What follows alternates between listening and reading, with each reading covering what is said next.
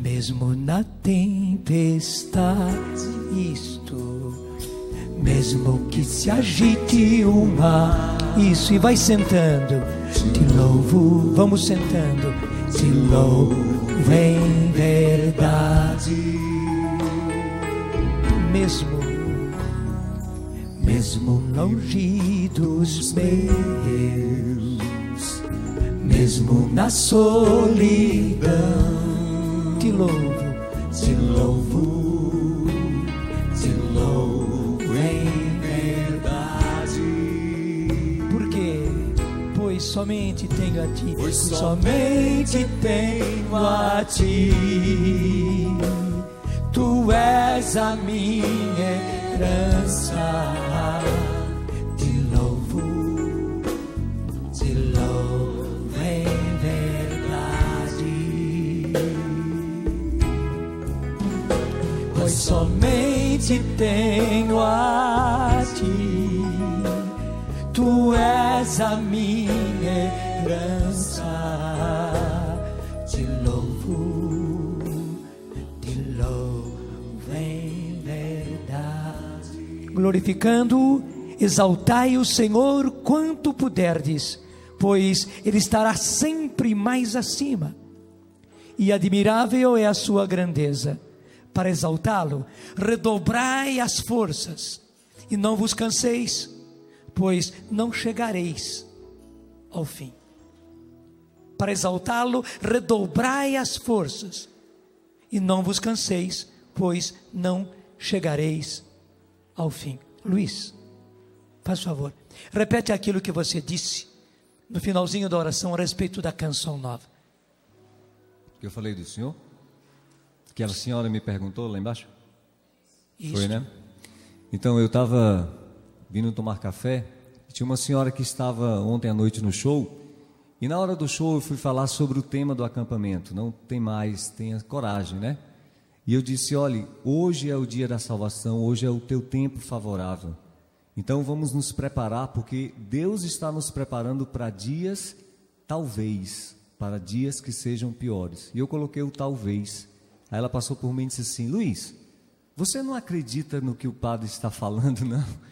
Aí eu disse: eu creio, e eu tanto creio, irmã, que eu estou aqui e eu invisto na canção nova, porque eu acredito, eu sei que o padre é um profeta, mas eu também sei que Deus é misericordioso, e que se nós nos convertermos, se nós ouvirmos a sua voz, Ele pode barrar os seus desígnios, pode mudar a história. Nós podemos ser agentes transformadores dessa história. Eu acredito que o padre Jonas não ficaria nem um pouco feliz quando ele visse tudo aquilo acontecendo, as pessoas negando a fé, as pessoas se entregando a essa religião única. Eu acho que ele não ficaria feliz, claro, e ele não diria assim: tá vendo? Bem que eu disse. Acho que isso não traria nenhuma alegria para o padre.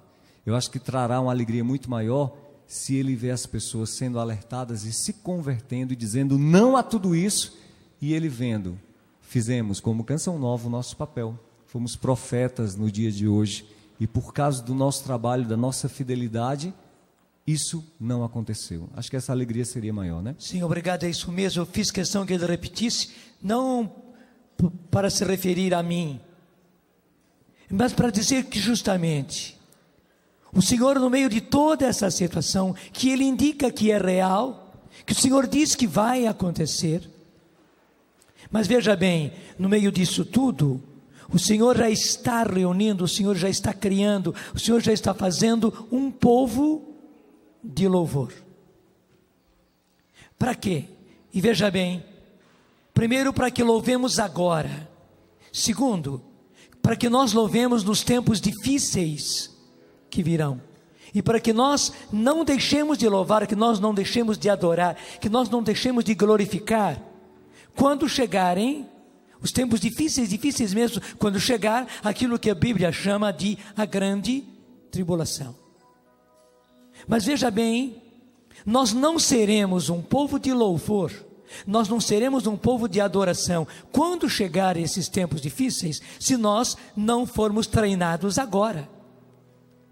E o que nós vemos é que o Senhor está nos treinando agora. Digo mais, vou usar uma palavra melhor. O Senhor está nos adestrando. Essa palavra é boa. Até você conhece os cães adestrados, né? Eles fazem coisas admiráveis, por quê? Porque são adestrados. Aquele cão fica, nem precisa ser um cão muito especial, porque eles adestram até mesmo o cachorro vira-lata. Adestram. Não precisa ser cão de raça. Claro, cão de raça é até mais fácil. Mas também os cachorros que andam aí pela rua, o que nós chamamos de vira-lata, adestrados, eles fazem coisas admiráveis. Aquele cão fica um tempo lá no canil, e os treinadores vão adestrando, e o cachorro faz tudo aquilo que a gente mandar. Por quê? Porque ele foi adestrado. O cachorro, inclusive, você sabe disso, aprende a encontrar coisas. Ele aprende, por exemplo, a encontrar tóxico, maconha, cocaína. Ele aprende a tudo isso. Por quê? Porque ele foi adestrado. O Senhor está nos adestrando agora. O Senhor está preparando um povo de louvor. E deixa eu dizer, foi porque eu ouvi essa frase do Luiz que eu quis que ele repetisse. Ele não disse essa frase, eu digo agora. Deus escolheu a canção nova para isso justamente. Isso não é glória para nós, isso é dever para nós, isso é responsabilidade. O Senhor escolheu a canção nova para preparar um povo bem disposto, um povo preparado, um povo adestrado para estes tempos. Portanto, a nossa responsabilidade é agora. E se o Senhor nesse acampamento me tem mandado falar todas essas coisas, não é para assustar, é pelo contrário, para que nós nos deixemos adestrar, porque eu vejo que nós temos vivido realmente como cães vira-lata, como cães que só querem viver de brincadeira, para cá e para lá. Porque o mundo nos apresenta muitas atrações, então nós vivemos ao sabor do mundo, e não levamos a sério o nosso cristianismo, e não levamos a sério aquilo que já está sendo conspirado, tramado por baixo. Porque na verdade, gente, tudo já está tramado, tudo já está conspirado. Como dizia o Luiz, eu quero que isso aconteça, eu não quero. Mas o Senhor disse que vai acontecer. Eu também não vou dizer, está vendo, eu não disse, como o Luiz falou, aconteceu. Não. O Senhor pode mudar todas as coisas, mas mais do que isto, e aí está o importante, mesmo acontecendo, porque o Senhor disse que vai acontecer, Ele quer recolher do meio de tudo isto, um grande povo que seja o povo dele.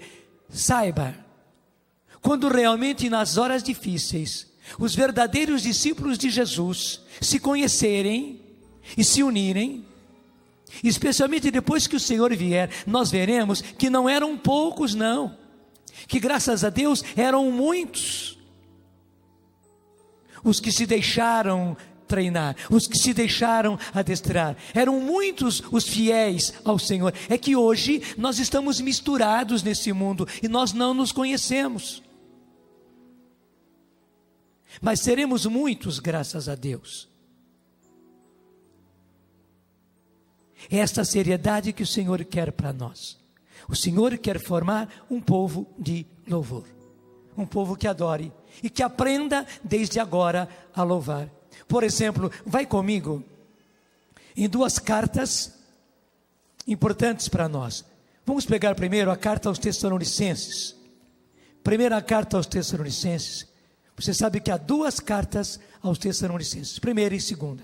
Vamos pegar o final da primeira carta aos Tessalonicenses, capítulo 5, versículo 16. Você sabe muito bem que a primeira e segunda carta aos Tessalonicenses são as cartas do Novo Testamento que mais falam da vinda do Senhor, da presença e da ação do anticristo, das forças da iniquidade. Aquilo que a Bíblia chama, e o Papa João Paulo II tem chamado a atenção nossa, usando o termo o mistério da iniquidade, porque é um mistério. Como exista este mal, esta iniquidade. Então, justamente, nesta primeira carta aos Tessalonicenses, veja, se você for folheando os capítulos, depois de falar tudo a respeito dos fins dos tempos, a respeito da vinda do Senhor, quando chega ao capítulo 5, versículo 16, São Paulo se expressa assim, ou melhor dizendo, através de São Paulo, o Espírito Santo diz: estais sempre alegres. E sempre quer dizer sempre, estai sempre alegres. Orai continuamente, em outras palavras, orai sem cessar. Dai graças em toda e qualquer situação. Em toda e qualquer situação, quer dizer, em toda e qualquer situação. Fazer o quê? Dai graças. Porque esta é a vontade de Deus no Cristo Jesus a vosso respeito. O que é que Deus quer de nós? O que é que Cristo Jesus quer de nós? Primeiro, estai sempre contentes. Segundo, orai continuamente, orai sem cessar. Terceiro, dai graças em toda e qualquer situação. Até vamos aprender como o aluno aprende. Veja bem, a frase final é esta: porque esta é a vontade de Deus no Cristo Jesus a vosso respeito. Então, o que é que Deus quer? O que é que Jesus quer a nosso respeito em preparação para esses tempos difíceis? Primeira coisa, qual é? Estai sempre alegres. Repete. Estai.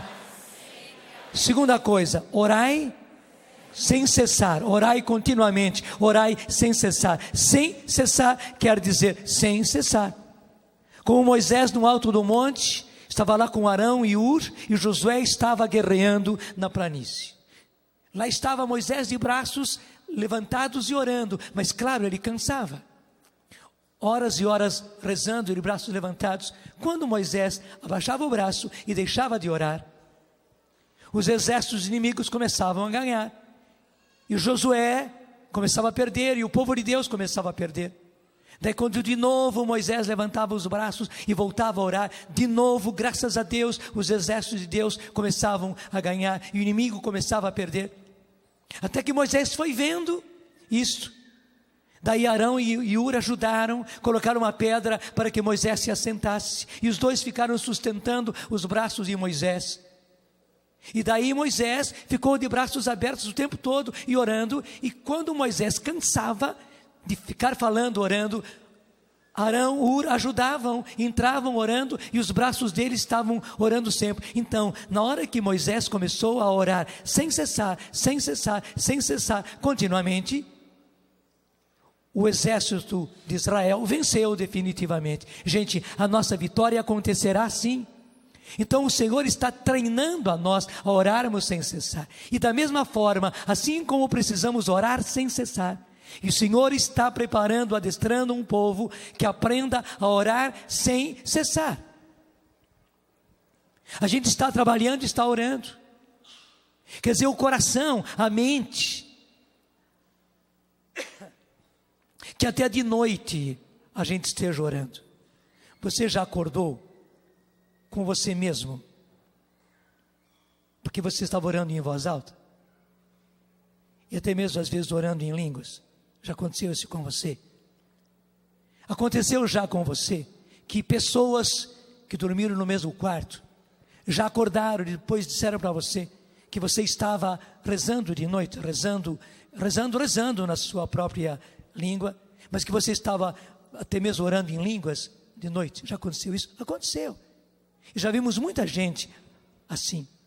E Deus nos dá a graça de também orar durante a noite. E nem precisa que você esteja orando em voz alta, até acordando os outros, ou até acordando a si mesmo. Mas o fato da gente orar em voz alta, dormindo, indica que, graças a Deus, o nosso espírito está orando. O nosso coração está orando, embora nós estejamos dormindo, o nosso corpo precisa de descanso, mas graças a Deus, de tal maneira, o Espírito está agindo em nós, que nós não paramos de orar nem de noite. Claro, se o Espírito quer orar em nós durante a noite, durante o nosso sono, é claro que durante o dia nós queiramos também. Daí você tem que cooperar com o Espírito Santo. Se Ele ora em você durante a noite, ore em você durante o dia. E queira orar durante o dia. Você está lidando com a casa, lidando com a roupa, lidando com a cozinha. E graças a Deus a Canção Nova ajuda você a isso. As músicas da rádio, da televisão, o que é falado na televisão, o que é falado na rádio, tudo isso vai ajudando a gente, de maneira que o nosso pensamento se volte para o Senhor, o nosso coração se volte para o Senhor. Você pode estar numa fábrica, numa empresa, mesmo num escritório, ocupado, mas o seu coração está em Deus, a sua mente está em Deus, o seu pensamento se volta para Deus. Nas horas de dificuldade, você apela para Deus. Nas horas de alegria, você agradece a Deus, você está orando. Nas horas de necessidade, você pede a Deus. Nas horas que você errou, que você falhou, você pede perdão a Deus. Tudo isso, gente, é oração. Nós estamos ligadinhos, e temos que ir sendo treinados. Veja, o importante está aí, temos que ser treinados, e o Senhor está querendo nos treinar a orar continuamente, mas ao mesmo tempo, tanto quanto o Senhor quer nos treinar a orar sem cessar, Ele quer nos treinar a estar alegres sempre. Quando Ele diz, estais sempre alegres, estais sempre contentes, que é a mesma coisa. Quer dizer, que a gente esteja alegre sem cessar. Mas você diz, mas não, nós não temos problema. Temos.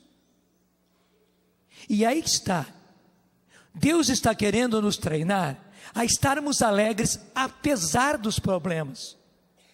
Mesmo no meio dos problemas, estarmos alegres. E alegres por quê? Por causa dos problemas? Claro que não. Mas apesar dos problemas, nós estamos vivos, Deus está conosco, nós somos servos do Senhor, nós podemos enfrentar esses problemas, nós podemos buscar e encontrar em Deus a solução desses problemas, nós podemos solucionar esses problemas, nós podemos enfrentar e vencer esses problemas, e tudo isso nos deve deixar alegres, gente. É que nós somos infelizmente treinados pelo mundo e pela tentação a nessa hora nos abatermos, a desanimarmos, a ficarmos tristes, a colocarmos a cabeça debaixo da terra como um avestruz, e como que morrer para a situação. Não, o Senhor quer treinar ao contrário. Claro que o diabo quer fazer isso a partir dos problemas. Ele quer que nós tenhamos a nossa cabeça enterrada. Ele mesmo faz questão de enterrar a nossa cabeça debaixo da terra, debaixo dos problemas. Mas nós temos que treinar, e o Senhor está disposto a nos adestrar a isso, no meio dos problemas, como nós estamos cantando comigo. Mesmo na tempestade, mesmo que se agite o mar, te louvo em verdade. Mesmo longe dos meus, mesmo longe dos meus, mesmo na solidão, o que eu faço? Te louvo em verdade. E por que isso? Pois somente tenho a ti, tu és a minha herança. Te louvo em verdade. Repete, pois somente tenho a ti, pois somente tenho a ti, tu és a minha herança. Te louvo em verdade. É isso que o Senhor quer nos ensinar. Ele quer nos adestrar a isso, que mesmo na tempestade, nas tempestades da vida, mesmo debaixo de 1000 problemas, e problemas que não se solucionam, talvez há anos você esteja vivendo nessa situação de infidelidade do seu cônjuge no casamento. Talvez você esteja vivendo esse problema de um filho desviado, de uma filha revoltada, de um filho nas drogas, do seu casamento desmoronando, da sua situação financeira ruim, até você estando passando necessidades, no desemprego. Em todas essas situações, talvez você esteja com a sua saúde abalada, doente mesmo, gente doente em casa, talvez doença que já está perdurando anos. Deus está dizendo que no meio de todos esses problemas, mesmo quando uma bomba cai na sua cabeça, você não esperava por aquilo, de repente, quando você desperta, um problemão que estava já na sua cabeça, só agora você percebe. Claro, isso é uma bomba na sua cabeça, mas o Senhor quer nos treinar. Claro, naquela hora, as nossas emoções, gente, se abalam, mas veja, a alegria é um dom de Deus. A alegria não é apenas isso arreganhado, não. Você pode estar sorrindo, mas você pode também não estar sorrindo, mas o seu interior está alegre, o seu interior está contente. Eu repito muitas vezes para os meus, porque aquilo que eu tento viver sempre, e graças a Deus, Deus me treinou muito em viver isso. Tem horas que também as minhas emoções me traem, mas graças a Deus eu estou aprendendo e preciso aprender aqui. Os problemas são meus, a minha cara é dos outros, e os outros precisam da minha cara. Isso não é fingimento, isso não é produção. Os problemas são meus, e eu preciso em Deus, na oração, na busca, enfrentando, ir buscando a solução, e encontrando a solução e resolvendo os problemas. O professor Felipe, que vai falar a nós ainda hoje e 2 vezes, gosta muito de dizer, ele é matemático, e ele pode dizer isso com razão, que problema tem solução. O fato de ser problema diz que ele tem solução, porque se não tivesse solução, diz ele que é matemático, não seria problema. Todo problema tem solução, porque se não tivesse solução, não era problema. Porque o problema, e o matemático sabe muito bem disso, ele tem solução, e por isso o problema é problema. Os nossos problemas têm solução, só que nós temos que enfrentar. Na hora de enfrentar é duro, mas que beleza quando o problema chega à solução. É assim. Então o problema é meu, eu estou enfrentando o problema, eu estou sofrendo debaixo do problema, mas o meu coração está alegre, e aí está a minha cara, que é dos outros. Eu não posso estar de cara amarrada, de cara azeda diante dos outros, porque a cara é dos outros, não é minha. O meu semblante, o seu rosto é para os outros.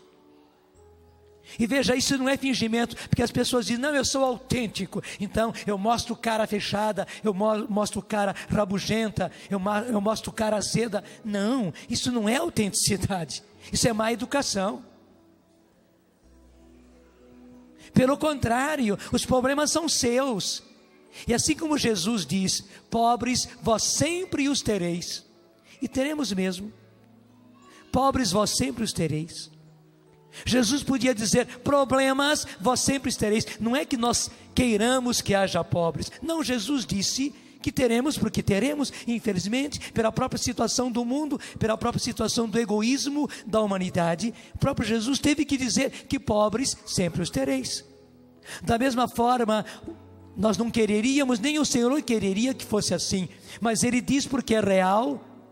Problemas nós sempre teremos. Imagine se nós então vamos ficar sempre de cara amarrada. Acabamos conosco mesmos. É sabedoria de Deus. E veja, o mais importante, o Senhor está nos treinando agora, para que quando chegarem os tempos difíceis, quando chegar a grande tribulação, nós já estejamos treinados. Estais sempre alegres, estais sempre contentes. Em outras palavras, estai alegres, estai contentes sem cessar. Da mesma forma que orai sem cessar.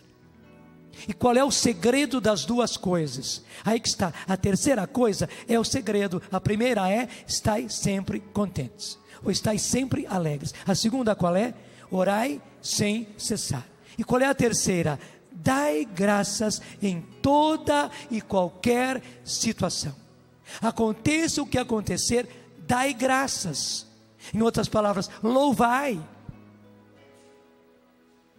Louvai em toda e qualquer situação. Toda e qualquer situação quer dizer toda e qualquer situação. Como nós dizíamos, como Eliana chamou a atenção da gente, nós costumamos louvar na hora que a gente está alegre, como ela disse, acordou, maravilhosa, isso, que bom que acordou, feliz. Muitas vezes nós acordamos assim, mas mesmo quando não acordamos felizes, mesmo quando já encontramos problemas logo ao amanhecer, o que a palavra de Deus nos diz? Dai graças. Mas gente, como louvar diante do problema? Como louvar no problema? Algumas pessoas dizem, a gente louva pelo problema, mas também não dá para a gente ficar fazendo esse jogo mental de louvar pelo problema. O problema é problema. Como é que eu vou louvar pelo meu filho nas drogas? Como é que você vai louvar pelo seu marido infiel, traidor, adúltero? Como é que você vai louvar por isso? Não, você não louva por isso. Você louva porque o Senhor é soberano, porque o Senhor está com as rédeas na mão. Ele continua sendo o Senhor nesta situação. Nessa situação dolorosa de adultério, o Senhor, Ele continua sendo soberano, Ele continua ainda com as rédeas na mão, Ele não perdeu as rédeas da mão dEle, não. O Senhor é soberano sobre esta situação.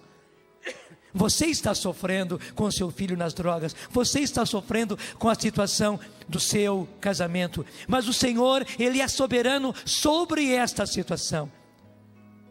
E que impressionante, na hora que você louva, você se une ao Senhor que é soberano. Aquilo que é o tema do nosso acampamento. Os apóstolos na maior tempestade, e Jesus vem andando sobre as águas. Até já no primeiro dia de acampamento, nós chamávamos a atenção que o mar, na Bíblia, sempre significou o mal. As forças da iniquidade, as forças do maligno, e que agora estavam em tempestade. Não somente era o mal, mas o mal vindo sobre os apóstolos, vindo sobre a barca deles, para derrubá-los da barca, para afogá-los no mal. E Jesus vem andando sobre as águas. Eles ficaram apavorados, pensando que era um fantasma. Daí Jesus gritou: coragem, sou eu, não temais, gritou Jesus. E interessante, que daí Pedro se animou, ele assumiu a palavra de Jesus: coragem, sou eu, não temais, e disse: se é o Senhor mesmo, manda que eu ande sobre as águas. E Jesus disse: vem. E que impressionante, Pedro tira o primeiro pé, depois o segundo pé da barca e vai andando sobre as águas. Pedro vai andando sobre o mal, porque ele fixou os olhos em Jesus, Jesus que estava soberano sobre o mal, que estava soberano sobre a tempestade. Gente, nas suas tempestades, Jesus está andando sobre as águas, Jesus está soberano sobre a sua situação. E na hora que você fixa os olhos em Jesus, na hora que você dá graças a Jesus, que é soberano sobre aquela situação, daí você podia até dizer: estou louvando o Senhor por essa situação, estou louvando o Senhor pela situação do meu filho nas drogas. Daí você podia dizer isso, porque seus olhos estão no Senhor. Que impressionante, nesta hora você também começa a andar sobre as águas igual a Pedro. E você consegue orar sem cessar, mesmo no meio do problema. Está entendendo? A terceira coisa, que é: dai graças em toda e qualquer situação. A terceira coisa é o segredo para fazer as outras duas. Daí você consegue orar, mesmo dentro do problema. Daí você consegue estar contente, alegre, e daí com a sua cara boa, e não com a sua cara amarrada, dentro do problema. Está me entendendo? E o Senhor quer que nós louvemos a Ele, porque Ele é soberano, Ele tem a solução. Nós não temos, Ele tem. Para nós é impossível, para Ele não é. Então quando nós louvamos o Senhor, e até dizemos que Ele é soberano, Ele está acima, Ele tem a solução. Ele é o Senhor nessa situação, que Ele anda sobre esta situação, como Ele andou sobre as águas. Quando nós nos voltamos para o Senhor assim, nós nos ligamos a Ele, repito, nós oramos mesmo no problema, nós estamos contentes mesmo no problema, e mais do que tudo, daí a solução de Deus vem a nós, daí a vitória de Deus vem a nós, e se faz nossa vitória. E o Senhor está querendo treinar-nos agora, nos seus problemas, nos problemas atuais que você está enfrentando. Não é uma coisa desencarnada, não é um louvar desencarnado, nem um louvar muito encarnado. É louvar o Senhor na situação dura, difícil, até do seu desemprego, que desanima você. Eu sei que emocionalmente a gente fica desanimado, a gente fica abatido, a gente fica para baixo, a gente até, nós homens deixamos a barba crescer, nos enterramos na poltrona diante da televisão, alguns começam a beber, alguns fumam desesperadamente, se enterrando no problema. E o Senhor vem nos dizer que já nestas situações nós precisamos ser treinados por Ele, e Ele quer nos treinar. E deixa eu dizer, a Canção Nova está a serviço do Senhor para ajudar você nisso, para que você aprenda agora a louvar, a dar graças em todas essas situações, e daí orar sem cessar também nessas situações, estar contente também nessas situações, para que quando chegarem as horas difíceis, quando chegar a grande tribulação, você já esteja treinado, já esteja preparado. Eu chamei a sua atenção de que essa primeira carta aos Tessalonicenses, e também a segunda, nos fala claramente da vinda do Senhor, dos tempos difíceis. A segunda carta fala do anticristo. Aliás, até podemos ver, nós estamos aí em 1 Tessalonicenses 5, vai para a 2 Tessalonicenses que está ao lado, e vai para o capítulo 2, e pega direto comigo o versículo 3, eu vou direto a esse versículo, porque antes já vem falando a respeito disso, só para sermos mais diretos no assunto. 2 Tessalonicenses, capítulo 2, versículo 3 nos diz: que ninguém vos iluda de nenhum modo. É preciso que primeiro venha a apostasia, e se revele o iníquo, também chamado o ímpio, destinado à perdição, o adversário, aquele que se levanta contra tudo que se chama Deus ou se adora, a ponto de ele mesmo se assentar no santuário de Deus, proclamando-se Deus. A palavra de Deus está dizendo, é preciso que primeiro venha a apostasia. Deus está dizendo que virá uma grande apostasia, e apostasia, gente, quer dizer negação daqueles que já têm fé, daqueles que já são igreja, daqueles que já são cristãos, daqueles que já são católicos. Negar a própria fé, negar a própria crença, negar o Senhor. Isso que é apostasia. Apostasia não é daqueles que não são cristãos, apostasia não são daqueles que não são de Deus, apostasia é daqueles que são. E a palavra de Deus está dizendo, é preciso, vai acontecer, que venha antes a apostasia, e mais ainda, se revele o iníquo, que é o anticristo, destinado à perdição, o adversário, aquele que se levanta contra tudo que se chama Deus, ou que se adora a ponto de se assentar no santuário de Deus, proclamando-se Deus. O anticristo vai fazer isso, diz a palavra de Deus. Está confirmado no livro de Daniel também. Ele vai se proclamar Deus, ele vai querer ser adorado, e infelizmente muitos o adorarão como Deus, para ganhar coisas, para não perder a própria posição, para não sofrer, vão acabar adorando esse anticristo. Anticristo é aquele que se opõe ao Cristo verdadeiro. E veja como continua: acaso não vos lembrais que eu já vos dizia estas coisas quando estava entre vós? O que quer dizer? São Paulo já pregava sobre isso. Na carta ele está apenas recordando. Eu vou repetir esse versículo: acaso não vos lembrais que eu já vos dizia estas coisas quando estava entre vós? E sabeis que atualmente o adversário, que é esse anticristo, e sabeis o que atualmente retém o adversário, de maneira que ele se revele somente na hora devida. Vai haver a hora de Deus. Por enquanto há algo que o está retendo, diz a palavra de Deus. Versículo 7: pois o mistério da iniquidade já está em ação. A palavra de Deus está dizendo que o mistério da iniquidade já está em ação. Se já estava nos tempos de São Paulo, imagine agora, com tudo isso que vem acontecendo. Pois o mistério da iniquidade já está em ação, basta que o obstáculo seja afastado.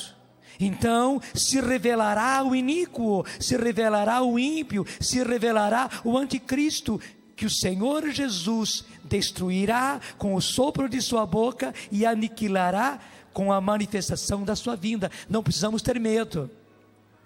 Ele vai surgir, vai. Ele vai aparecer, vai. Ele vai se manifestar, vai. Ele vai fazer as coisas dele, vai.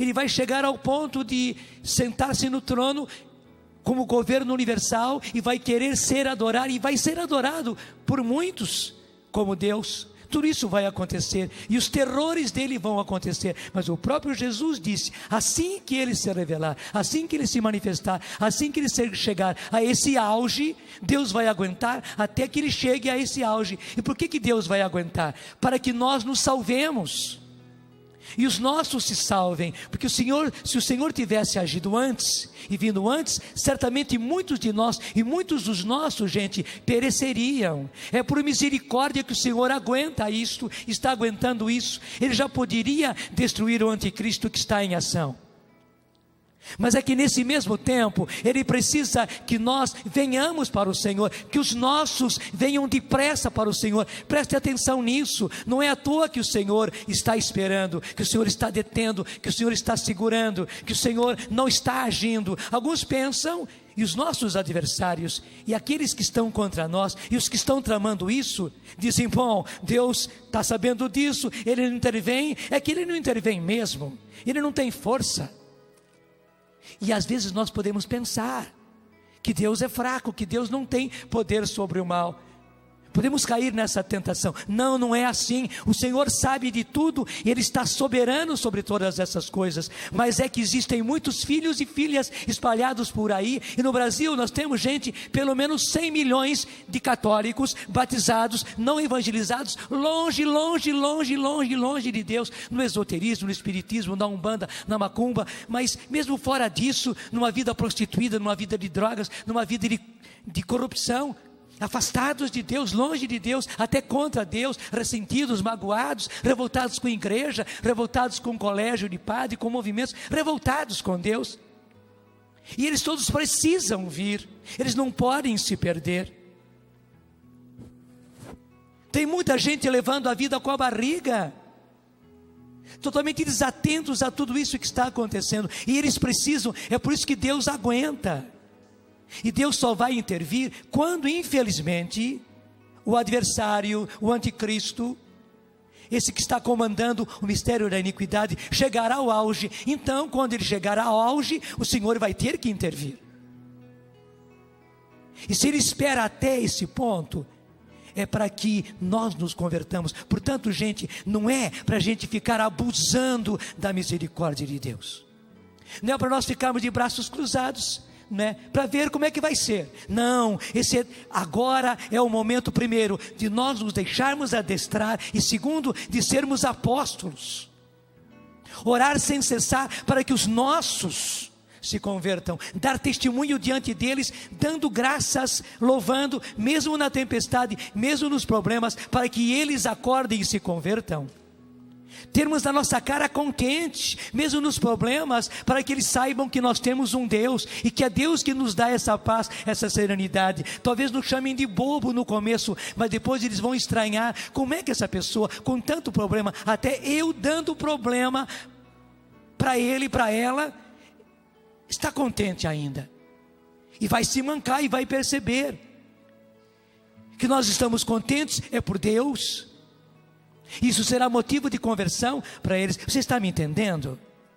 Não é para cruzar os braços, não é para levar a vida com a barriga, não é para deixar o barco correr, não é para ver, para deixar como está, para ver como é que fica. Não, ao contrário, mais do que nunca é tempo de sermos apóstolos, e sermos apóstolos por aquilo que somos, além de sermos apóstolos por aquilo que fazemos, mas já sermos apóstolos por aquilo que somos, para a conversão dos nossos.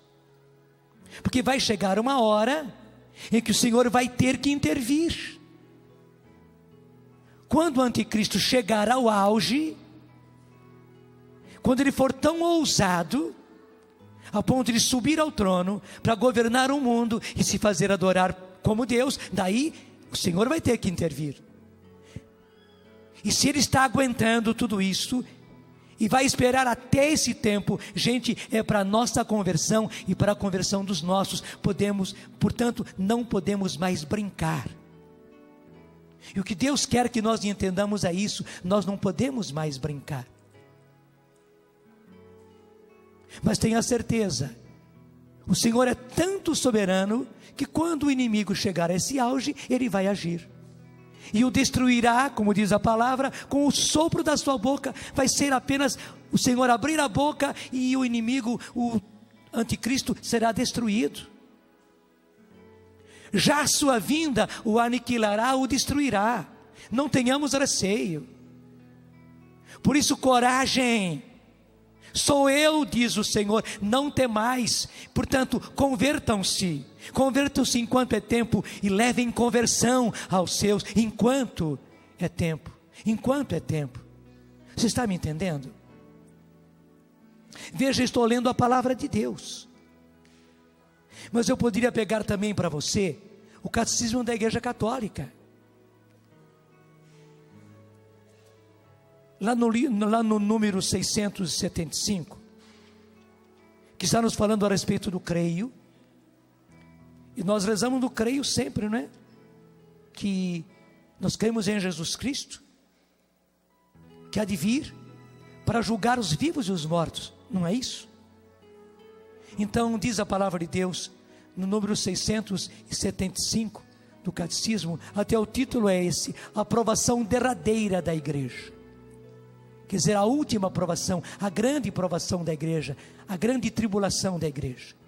Antes do advento de Cristo, portanto antes da vinda de Jesus, a igreja deve passar por uma aprovação final que abalará a fé de muitos crentes. É o próprio catecismo dizendo que a igreja vai passar por uma aprovação, por uma grande tribulação, que infelizmente abalará a fé de muitos. A fé de muitos crentes, e muitos que hoje creem, portanto que vão cair na apostasia. Não é que nós queiramos, não é que o catecismo queira, é que foi isso que o Senhor revelou. E portanto temos que nos preparar antes, para nós não sermos daqueles que vão prevaricar, daqueles que vão se entregar, daqueles que vão negar, daqueles que vão entrar na apostasia.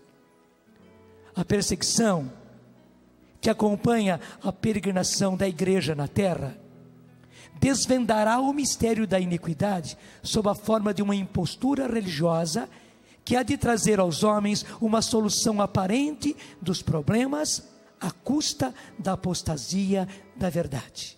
Eu vou explicar. O que o anticristo vai fazer? Ele vai aparecer como alguém capaz de solucionar os nossos problemas, os problemas internacionais, os problemas do mundo inteiro, os problemas de fome, os problemas de doença, os problemas de educação, os problemas de saúde, porque você vê que está tudo falido. Os problemas de segurança, porque ninguém tem mais segurança, a violência é assustadora. Ele vai surgir, mostrando que ele vai ser capaz, contanto que ele governe o mundo inteiro e dentro das regras dele. Só que diz aqui o próprio catecismo, isso à custa da apostasia da verdade. Portanto, nós teremos que deixar a verdade sobre Jesus. É aquilo que eu tenho dito para vocês. O anticristo virá, dizendo que vai solucionar os problemas. Ele vai governar o mundo inteiro para trazer essa solução. E a primeira coisa que ele vai trazer é uma nova religião, universal, mundial e única, do jeito dele, no qual diz a palavra que vai chegar ao ponto de ele se fazer adorar. Aí mostrando que é realmente o anticristo. Só que quando ele mostrar que é realmente o anticristo que vai se fazer adorar, já terá passado bastante tempo, até que as pessoas vão acordar.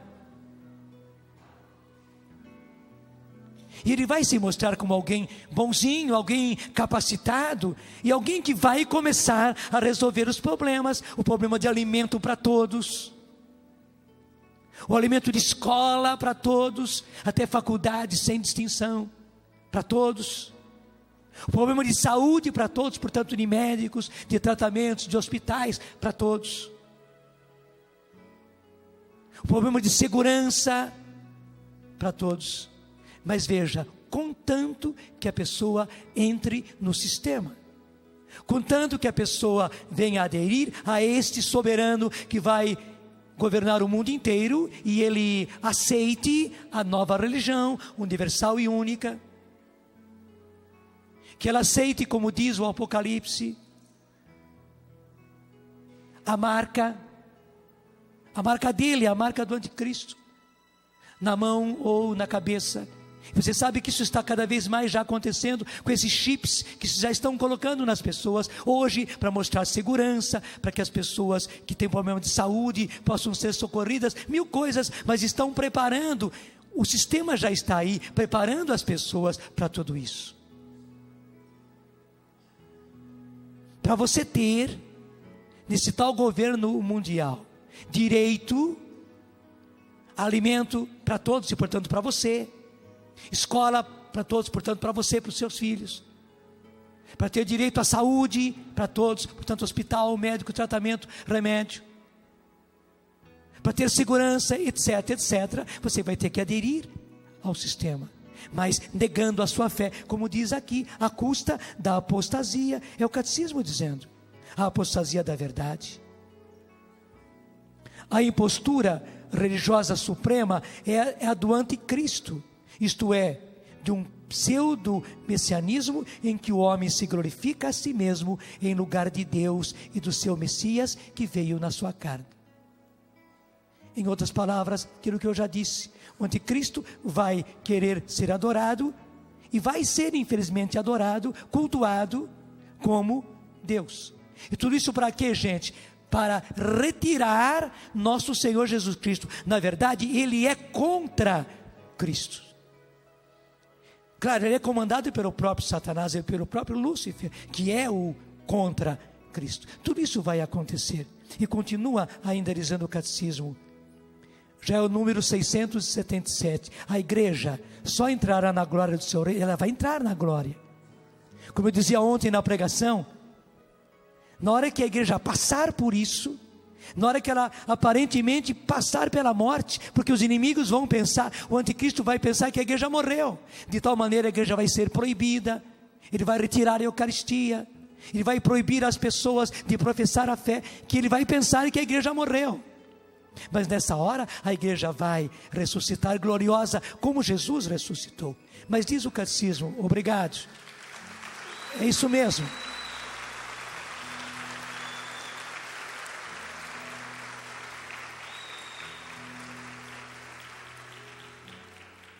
A igreja só entrará na glória do reino através desta derradeira Páscoa.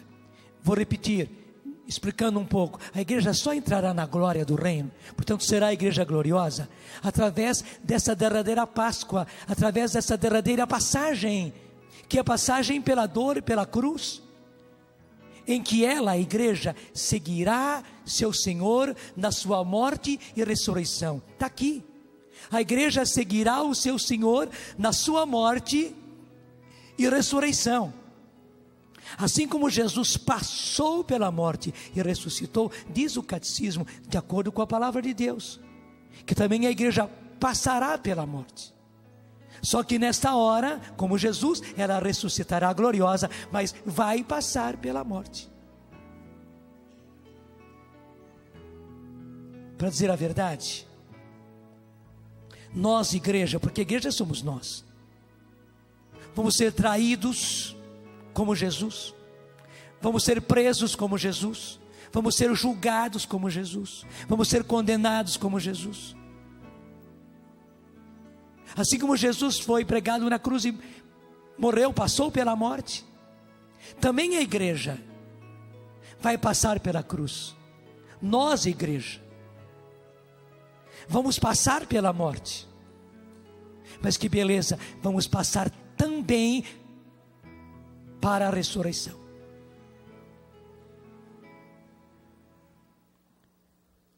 Você já imaginou como vai ser difícil? Você já imaginou como vai ser difícil?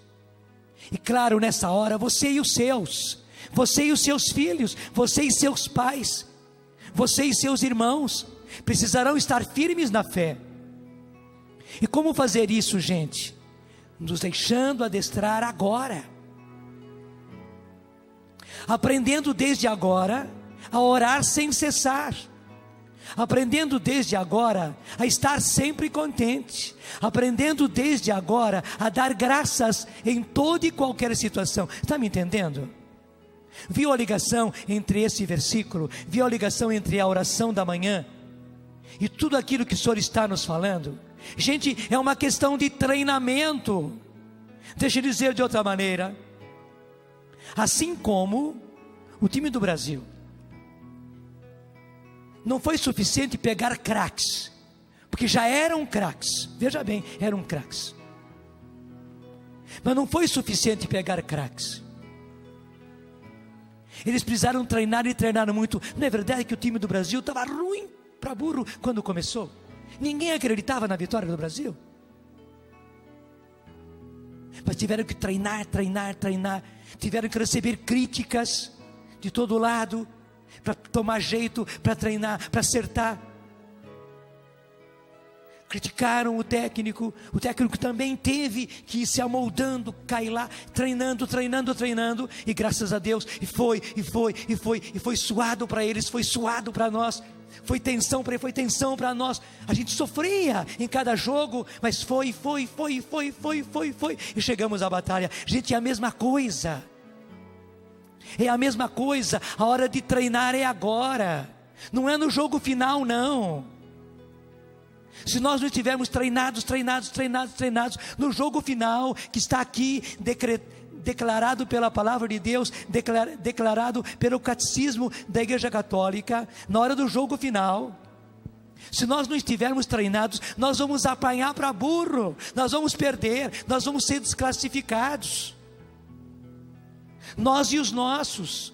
Mas claro, nós não queremos isso, nós queremos ao contrário. É por isso que temos que nos treinar agora, deixar nos treinar agora. Temos que ser sérios, gente, sérios na graça da nossa conversão. Conversão é conversão, portanto, uma vez convertidos, viveram como convertidos, que largaram o passado, largaram a vida velha, largaram a vida de pecado, largaram a vida de vício, largaram esse mundo mau, que nós queremos salvar, mas nós não podemos viver como o mundo vive, não, é ao contrário. Alguns pensam que, bom, como o mundo está aí, tem que salvar o mundo, eu tenho que continuar a viver com eles. Não, de jeito nenhum. Uma vez que eu tive a conversão, agora eu tenho que viver como convertido, para como convertido ajudar os outros a saírem da sua situação.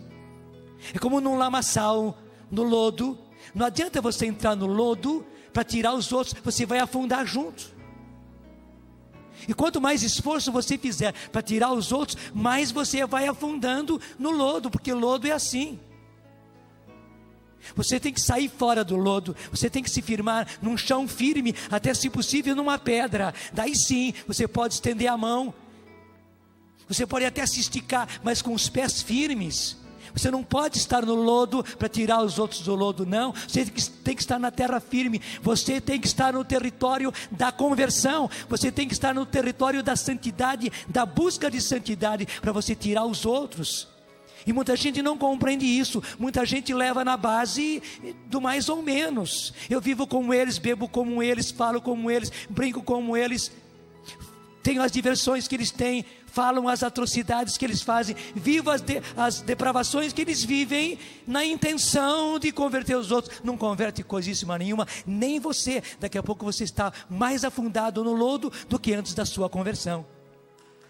É por isso que temos que estar atentos e sérios.